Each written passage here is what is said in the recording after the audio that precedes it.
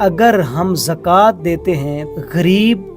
مسکین اور نادار لوگ معاشرے میں اچھی زندگی گزار سکتے ہیں، اور جب معاشرے میں زکوٰۃ دی جاتی ہے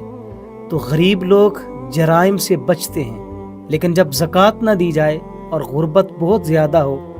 تو پھر لوگ جرائم کی طرف بڑھتے ہیں، اور پھر معاشرے میں ایک بدامنی اور انتشار پھیلتا ہے۔ 1970 میں جب روٹی، کپڑا اور مکان کا وعدہ دے کر سوشلزم کے نام پر ووٹ مانگے گئے تھے، تو 1970 میں چونکہ بہت غربت تھی تو اس وقت لوگوں نے اپنے پیٹ کی آگ بجھانے کے لیے سوشلزم کو ووٹ دے دیا تھا۔ تو آپ غور کیجئے کہ جب کسی معاشرے میں غربت ہوتی ہے تو پھر ان لوگوں کا کیا حال ہوتا ہے۔ تو زکوٰۃ کی ایک بہت بڑی حکمت یہ ہے کہ امیروں سے ان کا مال لے کر کے غریبوں کو دیا جائے